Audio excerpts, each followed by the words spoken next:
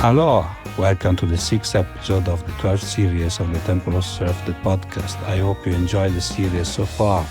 Today with us from Virginia Beach, surfboard shaper Jordan Brazie. We discuss with him about surfboards, icon of foam, and much more.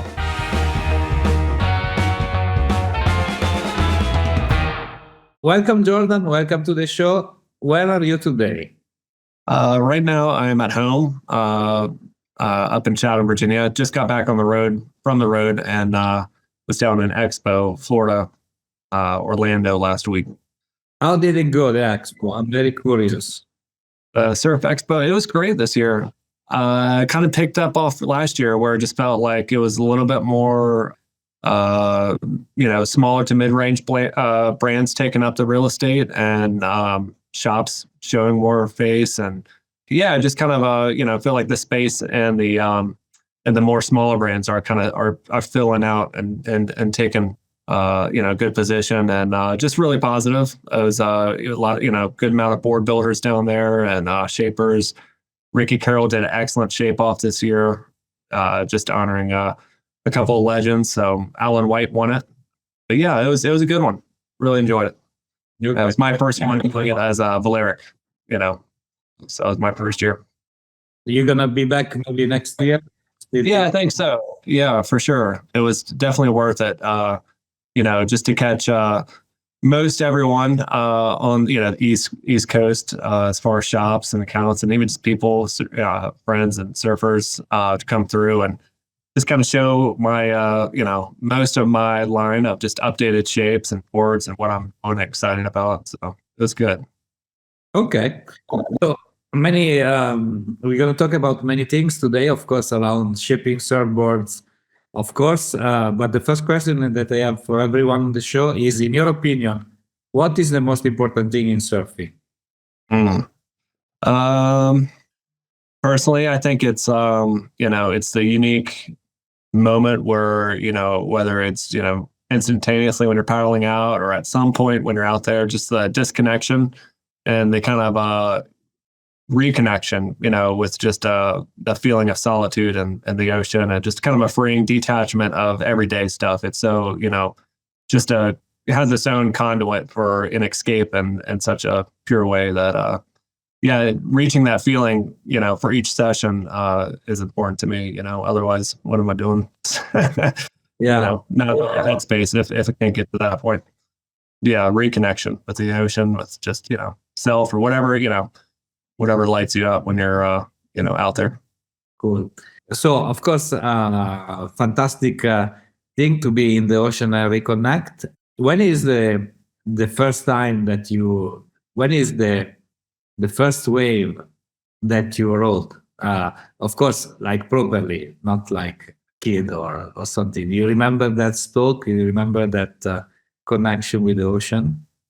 Yeah, I guess since you said properly, where it just like it properly begun my addiction to surfing, probably wasn't until after I made my first surfboard and got probably one of the the longest ride at that time and just felt good and just it was all connected. Like, oh, I made this and I'm surfing and just now kind of like hand in hand at the same time. Was probably the most memorable beginning, start to the path of the surfing. Couldn't remember the day exactly. Definitely it was summertime in Virginia Beach. I was probably just about 16 years old. No. Okay. And what was your first surfboard in like the one that you really wanted to have or the one that you were bought for yourself, something like an achievement board that you were dreaming and suddenly you were... I never really had much like one like that. Can't say I've ever bought a board like new off the rack. My surfing, my first board was a $30 board, 80s board out of a pawn shop. And second one was like a garage sale find that had a little bit more length on it.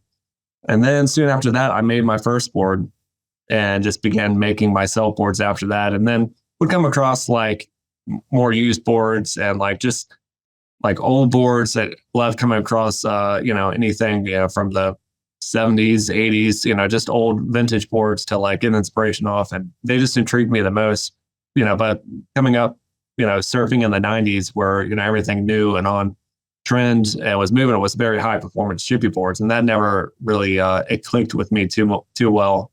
Maybe it's just coming in at a later age in surfing. But I was just always kind of gravitated towards unique and different stuff. So, it's kind of always been my own, shapes. I'm just chasing the next, like, oh, I got to try this shape and I make it, try this one and make it, so that's kind of always been my pattern.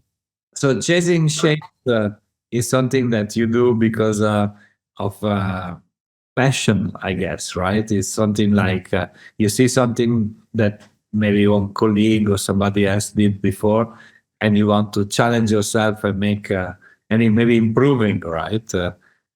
Yeah, just kind of dissect it, whether it be like an old board or somebody's favorite board they want me to recreate. It's always been fun to be able to taking advantage, just write it myself if I can, or learning from the customer, like what works about it, and then trying to recreate that and, in the process of shaping it and, hitting numbers, but also just, that, instinctual, ways and feelings I'm trying to recreate that either I felt or customers felt. It's, always been part of my development. I feel like in shaping, just kind of loving that aspect of, seeing old curves, old or new, but it was a lot of like old templates and shapes that inspired me the most to kind of develop my library of shapes and, hone in on my skills, different styles. And when you started to shape your own surfboards, it was out of necessity, means shaping something for you, or because you wanted to learn a new craft, and then somehow you end up being on a shaping bay and start shaping for other people. Yeah, a little bit of both. It was definitely cheaper to make my own boards.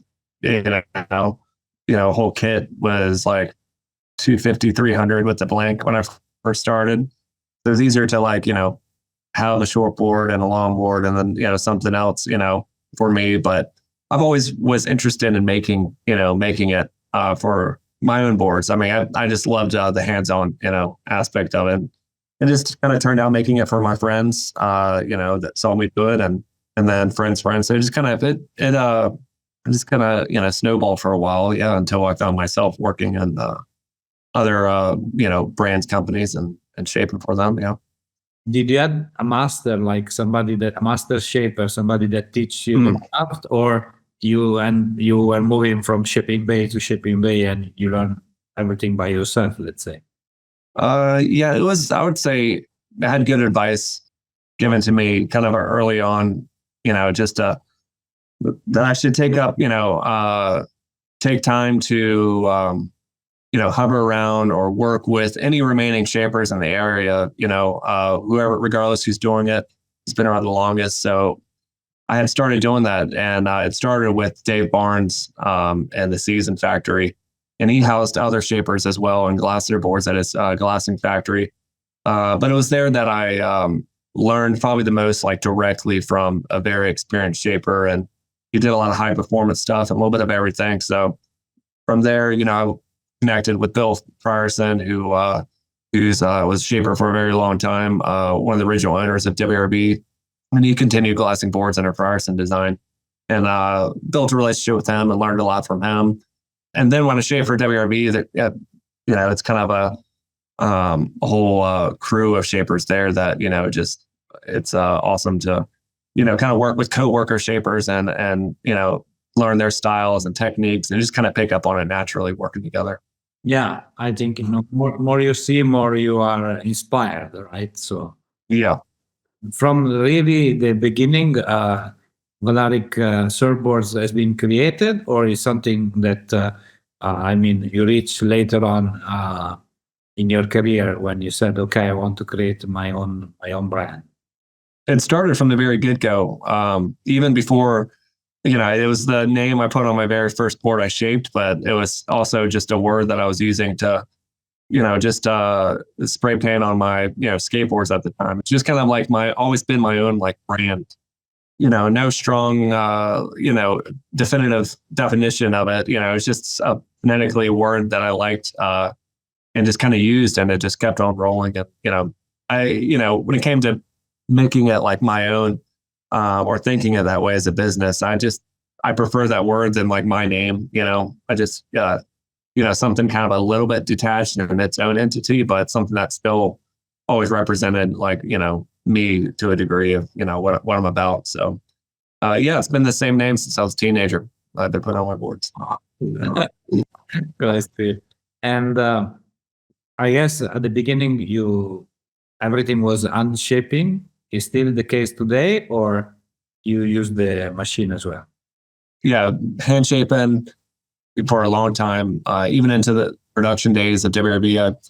The majority of those years, I was hand shaping production boards, trying to rack up 10 to 15 to 20 a week. And then towards the end, as demand became more and the availability of having a machine there, I started working on, the more popular shapes to get on a machine, and over time developed and learned how to use it as another tool. To this day, it's probably maybe 20-30% of my boards are machine shaped. Just kind of like I use it when I know it's matching what I'm hand shaping and it's dialed in. But I still prefer hand shaping, than trial and error of designing. It takes a lot of time. Like more and more, I just refine my shapes. It's just easier to find quicker on the hand shaping, but it's a great tool. I'm familiar with it.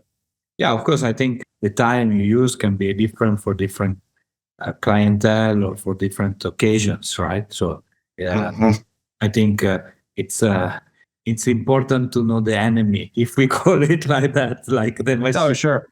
Certain people will be very radical and say we will never touch a machine, but I think it's good to understand how it works, right? So yeah, I hear a lot less fuss about it these days. I mean, transparent or not, if like any customer like specifically wanted something hand shaped, I don't get that request or hear it often. It's I just want your design, I want what works, But yeah, it's I think it's becoming kind of less and less important, and just more of like the experience of the board ordering process, custom process, and just getting what you wanted and getting that it works. Yeah, not so much of a critical has to be made a certain way, but just it's all coming from my hands and our hands at the factory, building it locally and as best and strong as possible.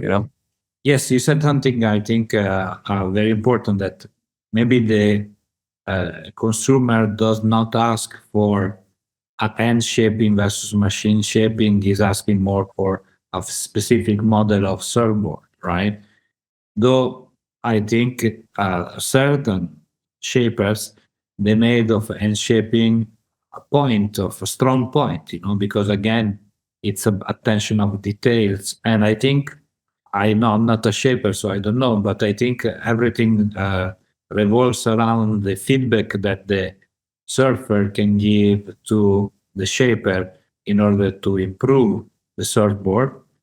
And I guess that if there is like a generic surfer that needs a generic surfboard, the fact that it's hand shape or machine shape doesn't really matter, because there is no that let's say exchange between the surfer and the shaper, and so it makes the hand shaping kind of irrelevant versus the model, the shape of the board itself.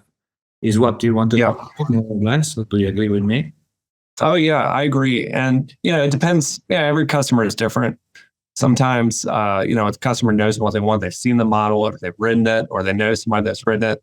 They just want that exact thing in stock.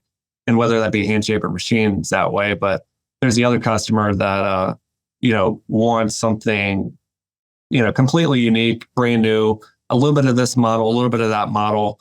It's in your hands, like just shoot for this, amount of volume, and this is how I want to surf. That's just where a lot more intuition comes in the hand shaping, process. Just to, let that intuition come in into shaping, a little bit more than where it's just kind of clicking around and, it's all too late after it cuts off the machine. It's just nice to like kind of be a little bit fluid as they're, doing something unique or a one-off. And that's always, a fun approach. I started this interview asking you what is the most important thing in surfing, but what is the most important thing in shaping? Yeah, I think communication is the key factor, like just good transparency as far as, line of understanding what, where we're starting at, what a rider, wants, and then being able to communicate that clearly that, that's what we're on the same page. And then if there's anything different, communicating about that, like, okay, this is why I went this route, and then, for the surfer to come back with good communication and feedback and data, just to keep that kind of folder going of, of information and what works and what doesn't. So both sides are, learning and growing from it and advancing in their surfing ways.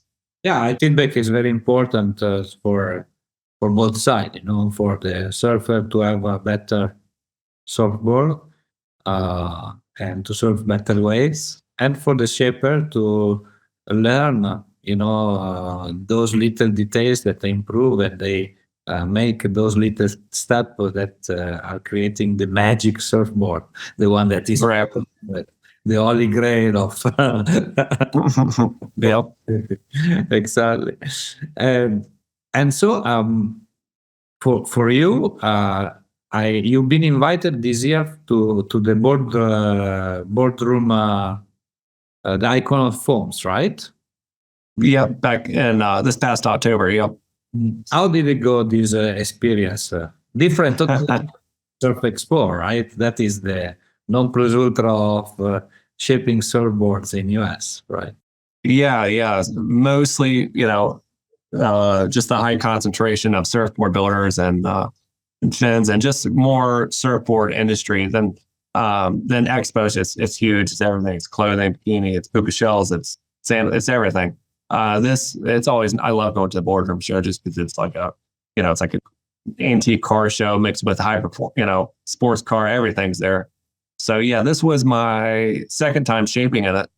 The last time was in 2019 when we were honoring Wayne Lynch, and that was a fun time. Made it to the finals against Ryan Birch, who won it then.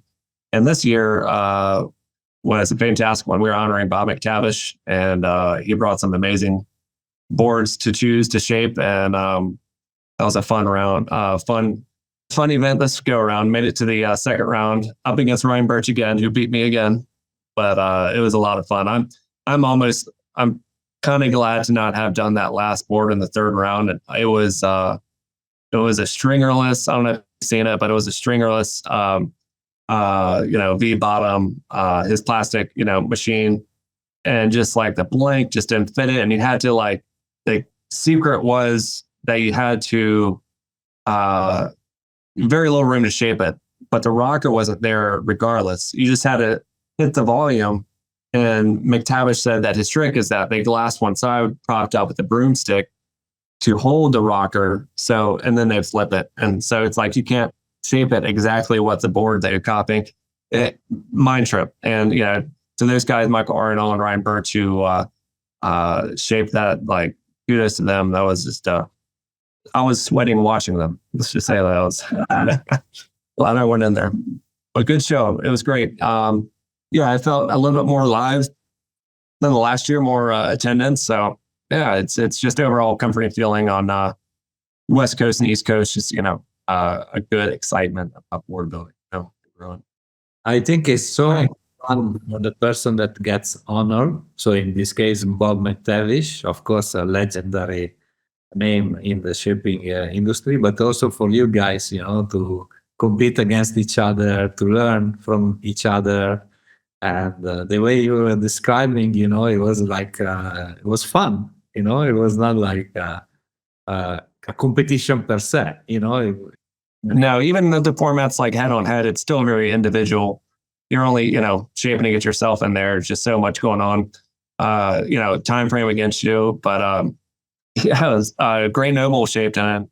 And he finished in like 30 minutes. I'm like, what? Didn't even blink twice about going back in and checking it out. And it was just cool. It's always fun watching other shapers do their things. It's not like a universal way. Everybody has their own technique and speed and flow. So yeah, it's always fun. I guess, like when we talk about the Surf Expo, it's more like a trade, more like business driven. The boardroom show, it's really something else, like the energy. Still, people sell surfboards and stuff, but it's an industry space where like creative mind, they get together, right? Mm-hmm. Yeah. Yeah. That's really what makes it fun. So I guess for everyone. Bob McTavish, of course, a legendary shaper, and he did some of the most fantastic boards. And till today, I don't know how old is it. How old is he? I think maybe more than 80, right? Yeah, yeah. I forget his exact age, but yeah, still get around moving it, talk and talk, just such like fluid memory of just exciting stories, from any time point. Like he's just a walking history book. Just it was very exciting talking with him. Really cool guy. You were there when the time of honoring Dick Brewer? Or No, I wasn't there for that one, but I have met I had met Dick a few times at 19 boardroom show, and I met him out in Hawaii once or twice out there. how did it go though? I imagine it's like meeting such a legend is so important, isn't it? Yeah, it is. It is cool to such pillars of surf design history. It is a feeling, special feeling to meet and have just soul conversation, at least with them while they were still here. It's still such a young history in it all, and we're getting ready to go into a new a new generation where there are no original guys around anymore. So it's just while they're still here, it is cool to see them, meet them, honor them, like Scott does at the boardroom show. Yeah, because if it's relative, the industry is relatively young. Means we're talking Yes. 1960s, like late 50s, 60s, and so it's like it's not something like those are the elders. Those are the person that created an industry. They all Yep. Yeah. It's not like a code book or a school to learn and figure it out. So it is good to have a piece of that history, with you, and meeting and camaraderie within this kind of folklore of a trade. Somehow wind up doing, but I enjoy it. Have you ever said no to a client because maybe his request was like too crazy, or you thought it was not the right thing for you to do? I know where I know that feeling. Like I've dealt with difficult customers, and I don't think it's been more of a got to have some sort of limit, capacity, a perimeter to set, boundaries of making and how I go about doing it. And that's just as simple as like, designs or this and that, how involved do I let somebody get into the specifics of a custom board? And typically the more I've let them get too involved, it's like, it just turns into like not a good result end up. So like having set boundaries on certain things has allowed me to funnel, an easier path to the process of it. But no, I think it's more, it's always, if anything has wound up that, the customer has fired themselves or, from just not quite, be it their first time, experience or something, or they've come from, a bad experience and they're bringing it, to the next one. It doesn't happen. It doesn't happen at all likely that often. I'm trying to think if there is one, it's been a long time, but I heard about story client that were coming with somebody else's board, and they were saying like, I want you to replicate this exact board. And then certain shaper, they said like, if you really like this board, go and buy from my colleague, not from me, and yes. Or people that really wanted a particular kind of typology of board that the shaper was not really into it. And then said no. So I think, like being a craftsman, because you add shape, allows you also to defend your craftsmanship and say like, and certain times, say no to people, and that makes you even more stronger on the product that you offer, right? So Yeah, 100%. Yeah. There's yeah, and the recreation of a board, conversation. So most of that was, I was all about that, as I was learning and developing and learning from different kinds of shapes and stuff. But yeah, when somebody brings something that they could easily get from that shaper, that's still around, still able to get it, then by all means go, get the real deal. We're starting backwards, trying to recreate something that if it works good, or else then be flexible with going in that direction, but having a new spin or a new take on it, coming from my DNA of approach and input, on it. So do you think that today, actually is a question that I always ask to all the surfboard shaper, but I get different answers. Do you think that today innovation in surfboard shaping can be still rich, or is just a matter of incremental innovation? So little things, but there is nothing like crazy upcoming that will revolutionize the industry by itself. that's a great question. Yeah, I think we're on the dawn of a lot of exciting things in technology, but to bring it to the surfing, I mean, just the amount of wave pools that are popping up around is spreading surfing, and it's being looked at a different way, and that's kind of that itself, as it gets more normalized, popular, dialed in, advanced. That's gonna bring, I feel like, a whole new a subculture within surfing. Its own kind of thing. When it comes to board building, there's been so much development already in 3D printing. Shape designing is getting better. We're heading into the more and more into augmented reality and the VR world and stuff. It's a matter of time before there's going to be very functional design software. You can shape it 3D or VR and pop it right out in the vending machine that's at a surf shop that 3D prints it in a few minutes. But I think everything has like a balancing. Like, I don't think that's a doom and gloom like route. I think that's really cool. I think it's interesting, but there will still always be, like anything, people want brand new car, people want a classic handmade built car, people want a vintage car still. It's just, I think it has a way of always balancing itself out. And and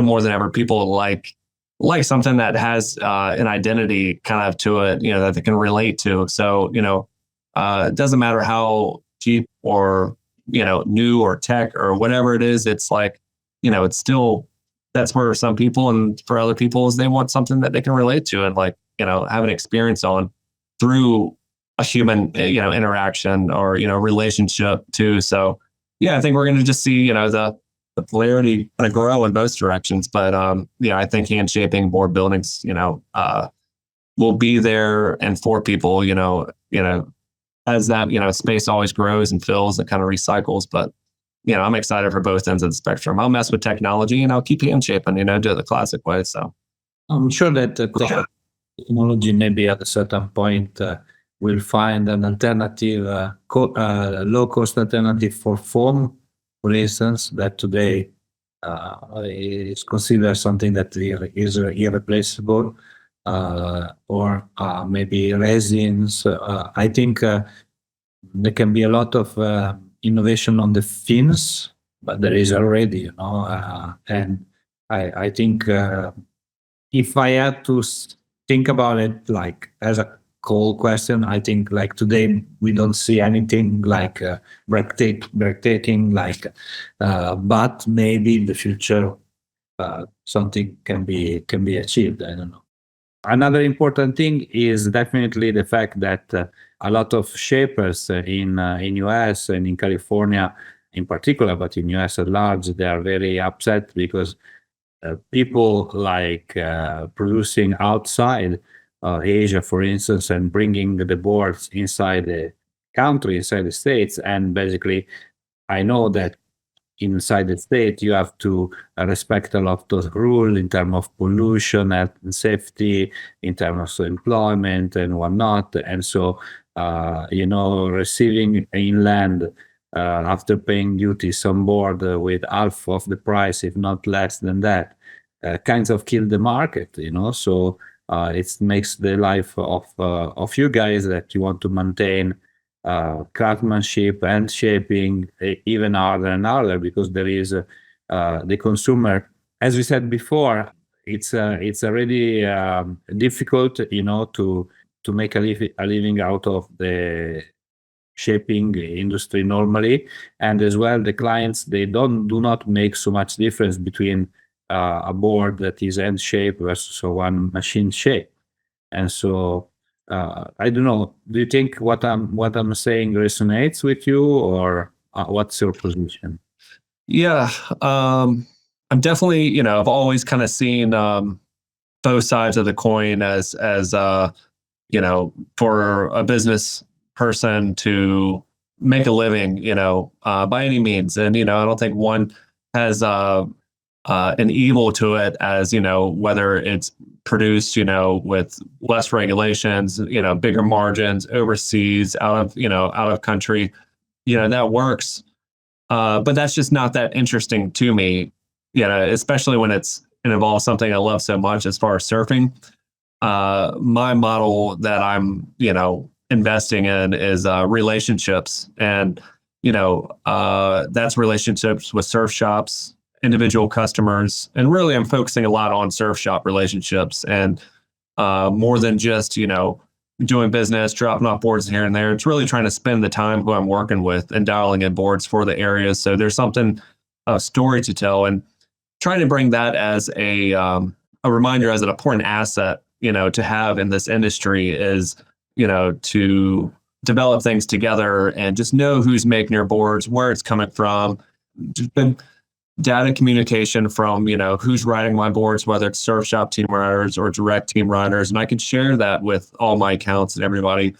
And, that kind of comes down to who's buying my boards, likes that and wants it to be, made nearby and, high quality and, keeping it, local per se, but just also more so the value of having, that direct contact with the maker, of the product. I think I want to see that to be a little bit more valuable, and I think bring it to the attention. And I think I've seen a lot more shops, or just kind of get a little bit more and more kind of, over the convenience of big box brand boards, just able to give them, the best deals, drop it off, there just becomes kind of a hollowness to it, so I think it just, it brings back in that kind of magic of a board, just a little bit more having story and, realism to it.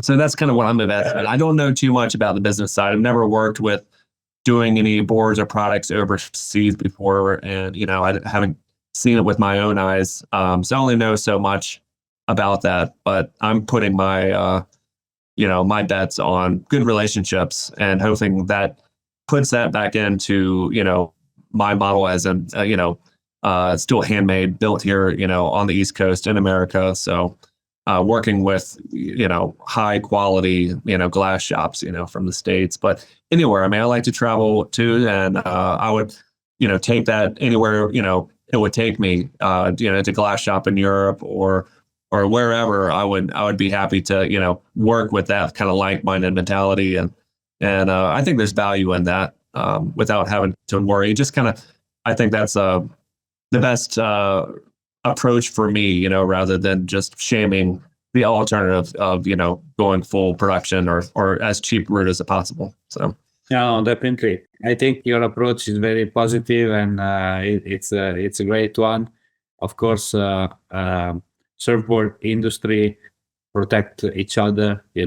It's like buying from your local surf shop rather than to go and buy for big chain the same product, because this kind of helps, people like the people that work in the surf shop owner, and by all means helps also the shapers that are working with that surfboard shop and many other people. And it's fantastic. I think when I see the industry get together, people in the industry get together and support each other.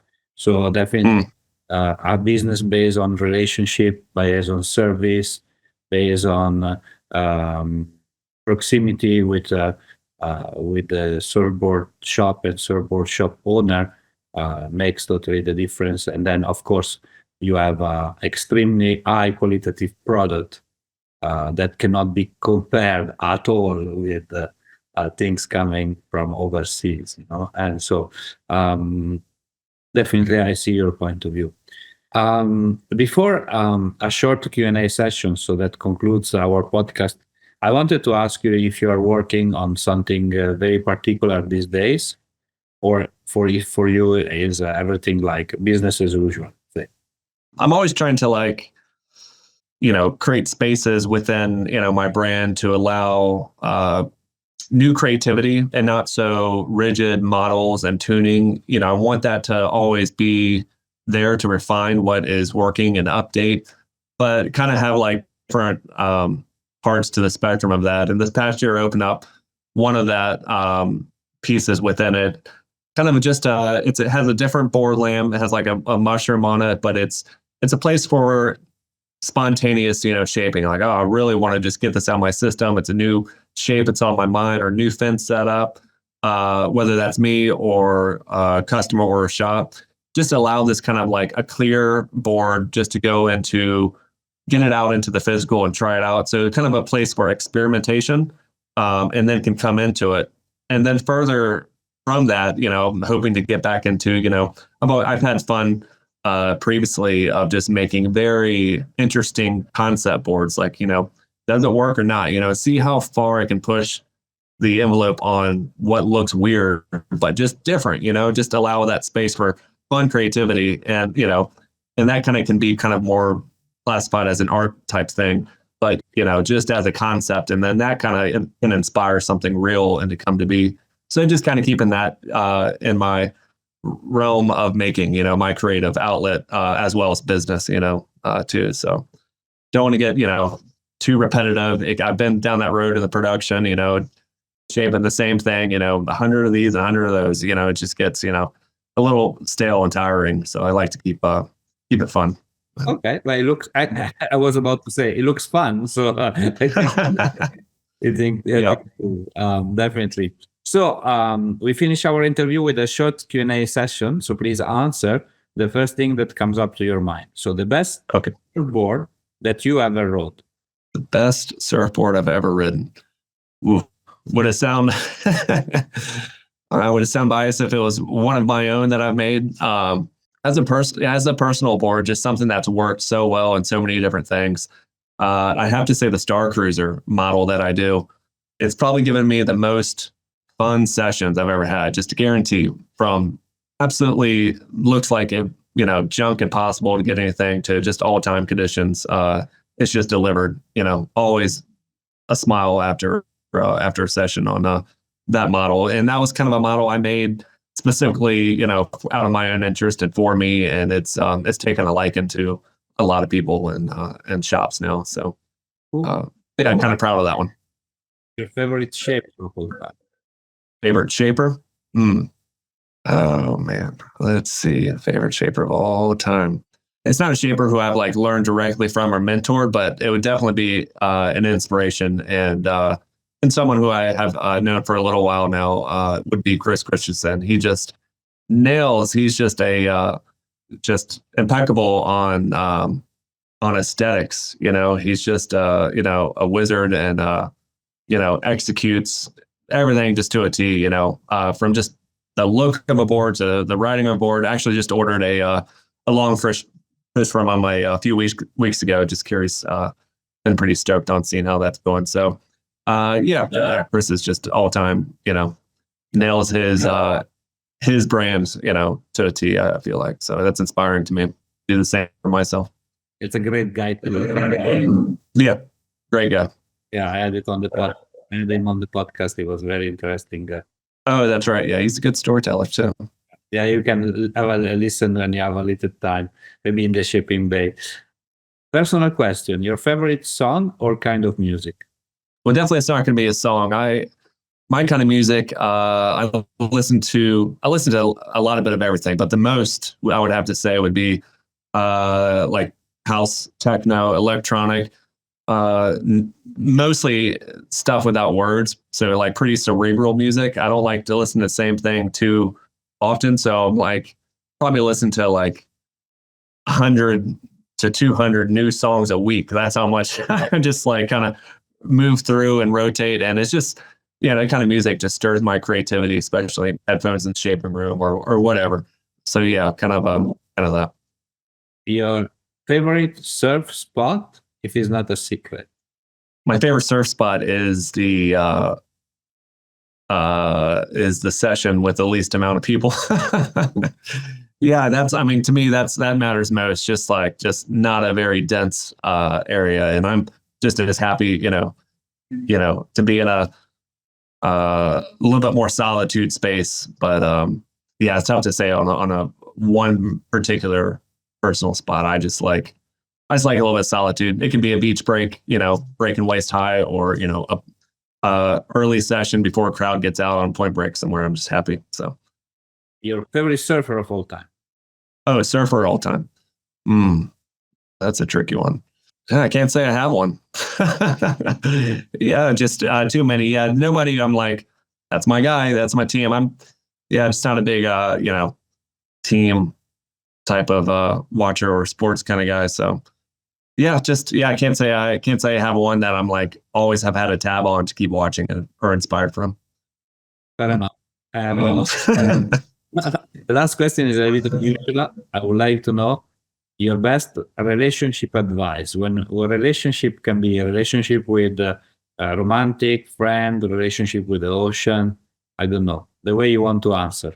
Well, we've brought up communication quite a bit in this podcast, I'm sure, but that helps. But I think one of the biggest things, whether if it's worth being in a relationship and something you love or a person you love, I think it's good to look at love through the lens of allowing space for that person or that thing to be and observe and, celebrate the uniqueness of the relationship and each other, So I think allowing, space for things and people to be.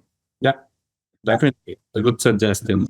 Allowing space, and I think because of that, it maybe brings closer people, right? Rather than separate them apart. Cool. Exactly. Thank you so much, Jordan, for your time, for being with me today. I look forward to talk to you very soon. Yeah, I'd love to do another one. Yeah, down the road, see what's new, what's different. It's been great. Thank you so much, Alessandro. Ciao. Thank you.